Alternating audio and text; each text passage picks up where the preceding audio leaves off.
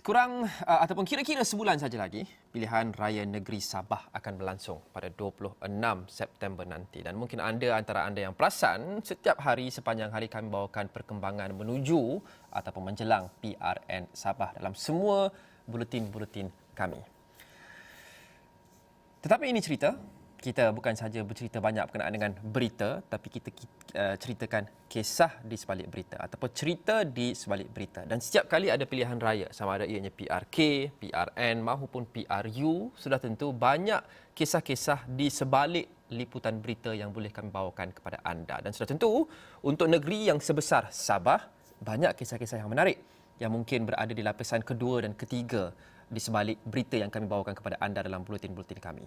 Dan editor Esra Awani yang sudah pun berada di sana sejak sekian lama mengikuti perkembangan PRN Sabah ini dengan rapat. Saudara Asim Hassan menyertai saya dalam cerita untuk bahagian pertama hari ini. Asim, setiap kali kita cerita pasal pilihan raya di mana-mana negeri, di mana-mana kerusi ataupun DUN, kita akan tak boleh lari daripada cerita berkenaan dengan isu yang dititik beratkan oleh kelompok masyarakat ataupun pengundi di kawasan itu. Di Sabah itu sangat pelbagai, tetapi mungkin satu tema yang seragam, boleh saya katakan di seluruh negeri Sabah itu adalah isu-isu ekonomi dan pekerjaan. Kerana sebelum ini Asim kita dengar banyak cerita berkenaan dengan warga Sabah yang perlu datang ke Kota Kinabalu, yang perlu datang ke Semenanjung untuk cari peluang pekerjaan. Ini isu yang sangat rapat di hati mereka. Asim difahamkan tadi ada beronda-ronda di kawasan Kota Belud, kini di Kota Belud, di Beaufort. Apa isu ekonomi yang menjadi perhatian ataupun mendapat perhatian utama dalam kalangan pengundi di Sabah kali ini? Baiklah, terima kasih Lokman. Yang pastinya saya baru saja sampai di Kota Belud ini sekitar jam 3.15 petang tadi. Yang selepas itu saya meronda-ronda di sekitar pekan dengan keadaan hujan lebat tadi dan hujan pun telah berhenti. Tetapi ingin saya bawa cerita, berkongsi dengan Lokman hari ini dalam ruangan cerita adalah mengenai suara-suara anak muda di Beaufort.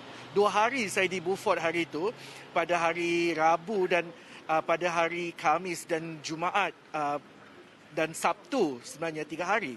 Saya berada di Beaufort sebelum saya kembali ke Kota Kinabalu dan meneruskan perjalanan ke Kota Belud. Dan apa yang saya dapat lihat di Beaufort pada kali ini, memang saya orang Labuan yang selalunya jika saya pulang ke Labuan, saya akan melalui pekan atau daerah Beaufort untuk ke Labuan.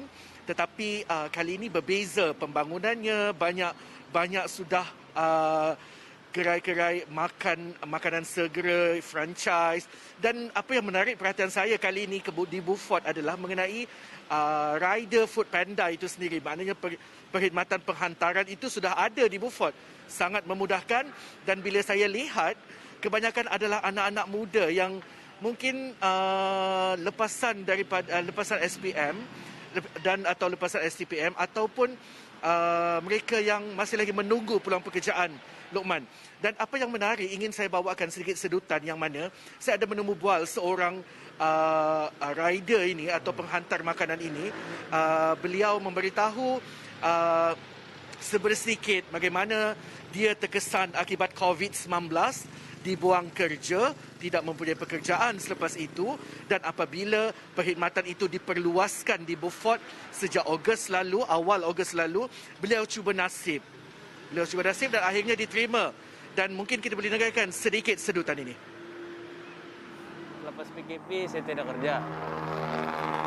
Jadi ada kawan nih beritahu yang Food Panda bakal datang ke inilah pekan Beaufort nih. Jadi saya ambil peluang untuk register dan saya dipanggil lah bekerja. Oh iyalah, sebab mungkin memang ada kampung yang susah dimasuki sebab line internet tidak berapa oke.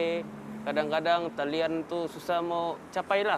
Harap-harap kerajaan memberi perkhidmatan banyaklah jalur internet setiap kampung supaya lebih banyak order yang boleh masuk. Sebab line okey lah.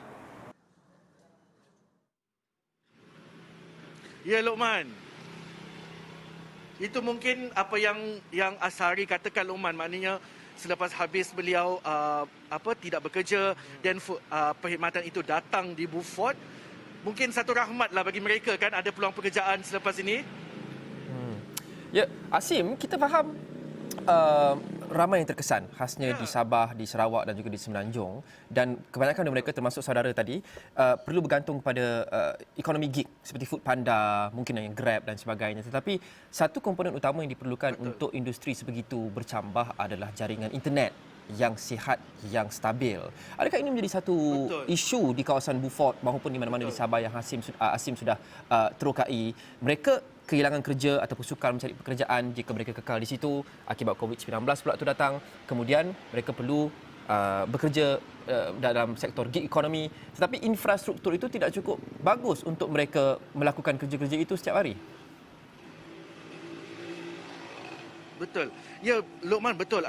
Selain daripada Ashari itu tadi, dan ada juga rakan-rakan lain, rakan-rakan beliau, rakan-rakannya yang lain, saya juga temui ada yang berpandangan masalah utama yang dihadapi oleh penghantar makanan di Beaufort itu adalah jaringan internet itu sendiri.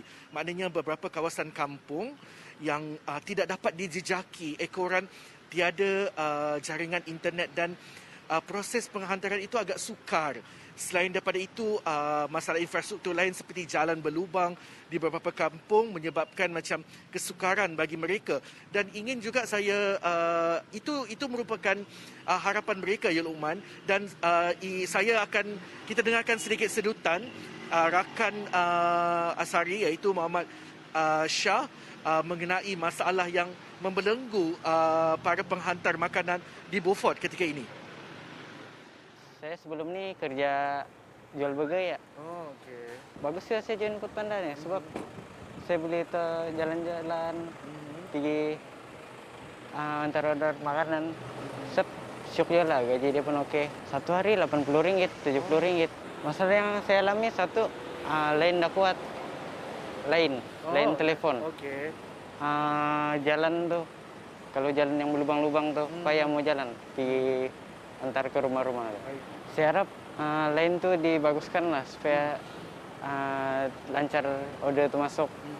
Lagi satu sama jalan tu kasih bagus supaya kami lancar perjalanan. Ya Luqman, itu mungkin antara sebahagian daripada sedutan yang boleh kita kongsikan bagaimana masalah jaringan internet itu, liputan internet itu sangat memberi masalah kepada mereka. Mereka ingin bekerja, Luqman. Mereka ingin mendapatkan pendapatan. Dengan perkhidmatan itu, mereka rasa seronok dengan apabila purata mereka boleh dapat dalam 50 ke 80 sehari bergantung kepada jumlah pesanan.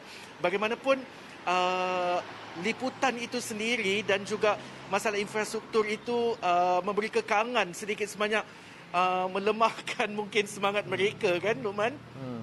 Asim, sejak Saban tahun kita sering bincangkan berkenaan dengan anak-anak Borneo, Sabah, Sarawak, Labuan yang perlu migrasi ke Semenanjung untuk mencari peluang pekerjaan yang lebih banyak, satu, dan mungkin lebih lumayan. Nombor duanya, Asim sendiri dari Labuan berpindah ke Kuala Lumpur untuk menempa kerjaya dalam dunia kewartawanan. Asim, kenapa setelah sekian lama masalah ini masih lagi ada di situ? Anak-anak Sabah, Sarawak masih lagi perlu pergi ke Semenanjung untuk mencari pekerjaan dan membina kerjaya yang sihat dan berjangka panjang. Luqman, dia melihat kepada situasi itu, kita ada beberapa faktor. Yang pertama, peluang pekerjaan itu tiada di Sabah atau di Sarawak atau di Labuan, tetapi ada di tempat lain. Itu yang pertama. Yang kedua adalah pengalaman itu sendiri, yang mana ada juga rakan-rakan saya melihat, okey, 10 tahun atau 15 tahun berkhidmat atau mencari pengalaman di Semenanjung, di Kuala Lumpur terutamanya, atau di Johor atau di Penang, dan kemudian kembali semula ke Sabah untuk kita bawa idea-idea yang mungkin tiada di Sabah itu, tetapi kita boleh cambahkan idea itu untuk membuka peluang pula di Sabah. Selain daripada itu, faktor gaji itu juga, Luqman, sebab kalau saya lihat, kalau saya selalu bertemu rakan-rakan masyarakat atau belia-belia Sabah yang bekerja di di Semenanjung, terutamanya di sebagai di shopping kompleks terutamanya, saya melihat kenapa tidakkah boleh kita bekerja, bukan kita menghina pekerjaan itu, tidak bolehkah kita bekerja di Sabah sendiri. Rata-rata banyak mengatakan yang di Sabah gaji sikit, di sini lebihlah, tapi kalau saya budak pemberi pandangan, kalau gaji besar di Semenanjung itu, contohnya di Kuala Lumpur, tapi adakah cukup untuk taraf hidup di Kuala Lumpur yang tinggi itu, dengan sewa rumahnya, dengan transportnya, kita keluar pun kena perlukan duit. So itu yang antara beberapa faktor yang dipertimbangkanlah oleh anak-anak muda di Sabah ini untuk keluar bekerja keluar daripada Sabah itu, Luqman. Okey, seperti Asim mungkin bila 10-19 tahun lepas waktu berpindah ke Kuala Lumpur. Okey Asim, akhir sekali secara ringkas, kita lihat kebanyakan isu-isu yang dititik beratkan oleh warga di Sabah ini adalah bersifat infrastruktur, keperluan adanya jaringan internet berkelajuan tinggi, ada tempat-tempat lain yang melibatkan pembinaan infrastruktur bekalan elektrik, bekalan air dan sebagainya. Setiap kerusi, setiap DUN, bukan sahaja di Sabah, di tempat-tempat lain pun ada isu-isunya yang unik yang akan mencorakkan pemikiran dan juga keputusan pengundi apabila ada pilihan raya. Dan Sabah pula adalah satu arena politik yang agak berbeza dengan selebihnya tempat-tempat lain di Malaysia ini. Sejauh manakah pemerhatian Asim, pengundi di Sabah ini dipengaruhi oleh isu-isu politik di peringkat kebangsaan dalam membuat keputusan mereka untuk mengundi siapa wakil rakyat mereka nanti? Ya, Luqman, saya seperti yang saya katakan tadi, saya baru sampai di Kota Belud. Saya bertemu dengan beberapa pengundi di Kota Belud ini. Bertanyakan tentang masalah mereka, apa yang boleh saya bantu untuk saya bawakan suara-suara orang-orang Kota Belud ini ke peringkat yang mungkin boleh kita dengarkan. Apa yang pasti mereka melihat, sesiapa pun yang akan mentadbir negeri Sabah, dan siapa pun pemerintah yang mentadbir kerajaan persekutuan itu, Sabah itu tidak boleh diabaikan. Peruntukan itu perlu terus sampai ke rakyat Sabah untuk rakyat Sabah nikmati kemajuan itu, Luqman. So maknanya apa yang mereka mahu,